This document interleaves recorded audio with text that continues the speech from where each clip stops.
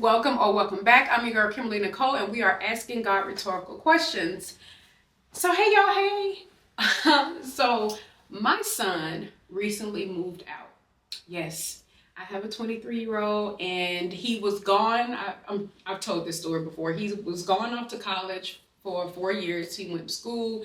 So I've been an empty nester before.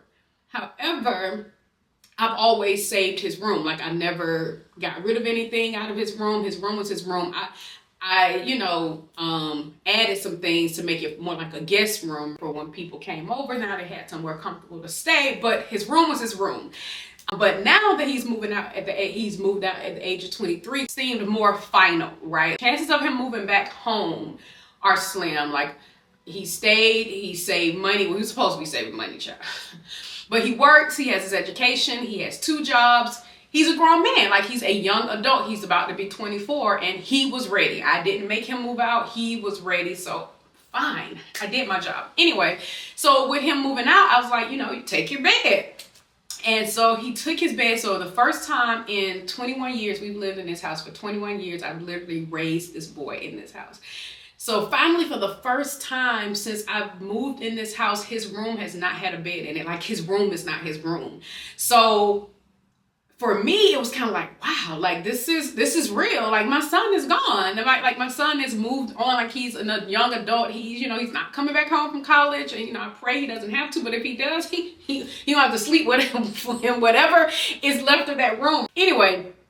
So when I was, going through his room, taking everything out of his room, like literally gutted his room to where it was only a chair in his room. His bed was gone, his dressers are gone, and took everything off the walls. And when I took off one of his posters off of his wall, there was a hole there, a good sized hole. I remember this hole. I don't remember how he got the hole in the wall. Remind you, we've lived in this house for 21 years. So it's all kind of dings and scratches and marks in his room. For whatever reason, the rest of the house has been marked safe, but in his room is like a war zone. Anyway, I pulled down the poster.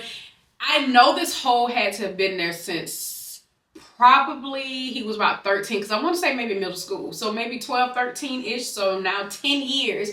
But I kept covering it up, because why? Like, why fix the hole? Right? He ain't gonna do nothing but tear it up again, or whatever the case may be. But needless to say, I just did not fix the hole. Didn't feel like being bothered. Didn't feel like going to find the matching paint, because that room was also painted 20 years ago. So who knows what shade of blue that was, right? I didn't keep the sample. Anyway, so now that I'm taking everything off the walls, I need to make a decision. I'm like, okay, I want to paint this wall, but there's a hole here.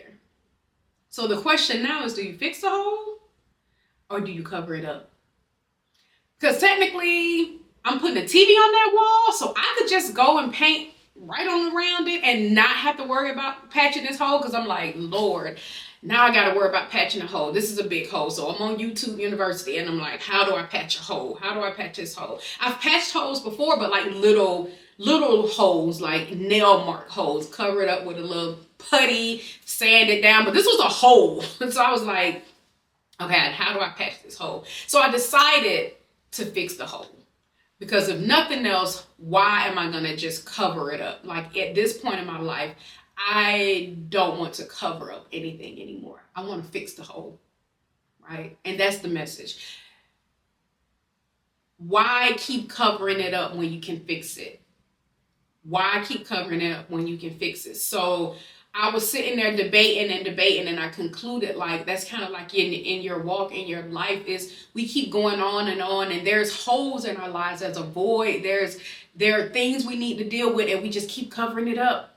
We just keep pushing through life. That hole has been there for 10 years, and I just kept covering it up. I think I've covered it up with a poster. I've covered it up with one of his little art projects or something. Whatever it took for me not to have to fill that hole, or not to have to deal with that issue, right? I went on ahead and just kept covering it up. But at this point and in this juncture, and it just at the moment, I wasn't thinking about it until I was just riding home, like, dang, I was so proud of myself after I covered the hole. And I insert clips of what the wall looks like now and what it looked like before. But for me, it was there's no need at this point in my life, giving my life up to Christ, truly giving my life to Christ. There's nothing that I can hide from him anyway. So at this point, I'm extremely vulnerable. I'm extremely open.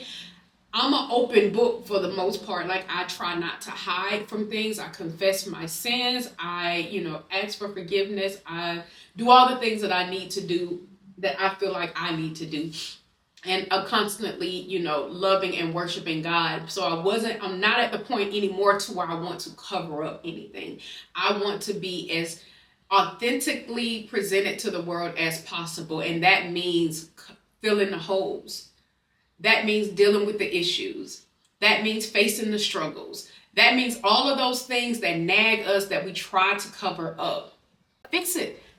Fix the hole. So if you're dealing with a hole in your wall, and I'm speaking metaphorically, if you're dealing with a hole, fix it. Whatever that hole may look like to you, that hole may be trauma that you need to address. That hole may be a relationship that you need to get out of. That hole may be how you respond to certain things. Whatever it is, you should address it and fix it. It's better to fix it and not just cover it up, because guess what? 10 years later, the hole's still gonna be there. 10 years later, the hole will still be there. But now, thank God, that hole has been filled. Like, it fixed. And then when I fixed the hole, like, I went to YouTube, went to Home Depot, found the kit, came home ready. I had to prep, I had to prepare, read. I was like, okay, I got it. Start, covering it up with the putty and all of those things. It's like, okay, you gotta wait for it to dry. So thankfully, when I watched the video, I watched it all the way through, because I'm glad I did. Because a part of it was planning. So I didn't just go in there and say, I'm gonna fix the hole. When I decided to fix the hole, I had to plan to fix the hole. So I was like, okay, how do I fix this hole? I went to YouTube first. Then when I watched the video, I had to go by the store and figure out what to buy. I also had to plan when I was going to do it, because you have to be in the right mindset, because you got to move stuff out the way. But luckily the room was gutted out, but I had to make sure I had the space. I had to make sure I had the mental capacity, and I knew I wanted to paint that wall. I was like, while I'm filling up this hole, I also want to paint the wall, but I had to plan, because when you fill the hole, you have to wait for it to dry.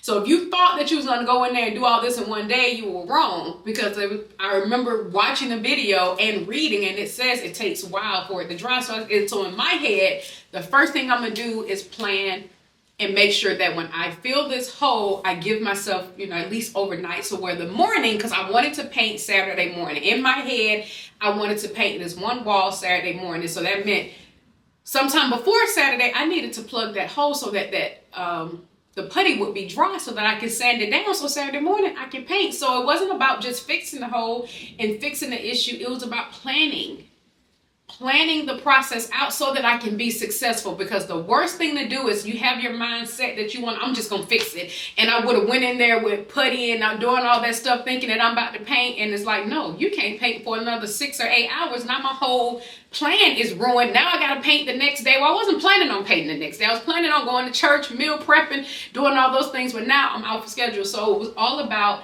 deciding that I was no longer gonna cover that hole, and planning out how I was going to fix it. So the same process, the same concept goes with whatever you're dealing with in life. You can't hide anything from God. Hebrews 4:13 says, nothing in all creation is hidden from God. Everything is naked and exposed before his eyes, and he is the one to whom we are accountable. There's no hiding. There's no reason to be shy. He literally knows everything. So just fix it. Fix your issues. Fix the things that you're worried about. Take it to God. Take all your issues and your concerns. Ask and you shall receive. Seek and you will find. Knock and the door will be answered. All of those things come from God. And for me, it was a hole in a wall, but it was deeper than that. It was much deeper than that. It was making a decision that I was no longer covering up that hole. At this point in my life, I am filling the hole. I'm fixing the issue so that I can move forward and be proud of my results. And that's how I felt after I filled that hole. The next day I came in and I tackled that paint job, and the paint job came out beautifully. And I literally kept walking into the room, looking at the room. Now I can kind of still see where the patch is, because the texture of the wall is different from the patch, is no longer a hole there, and it is so pretty to look at. Before, it used to just annoy me to look at that doggone hole, and then like a tear in the sheetrock is also like a little tear in the sheetrock that I had to kind of repair. I'm like, what was this boy doing in here? Anyway, it was just annoying my spirit. But now when I walk into that room, it just made me feel so much better, just filling up that hole. And then that's just again how I feel in my relationship with God, is I just feel so much better. Not that there's still not signs of the hole, right? Like you can still see that it's a sign that something was there. Not that it's not still signs that I, still got things I'm working with, or still struggle with things as a Christian, or still struggle in life. But the big picture is I am happy that I have filled the void that I once had by accepting God into my life, and by walking in his truth and walking in his will.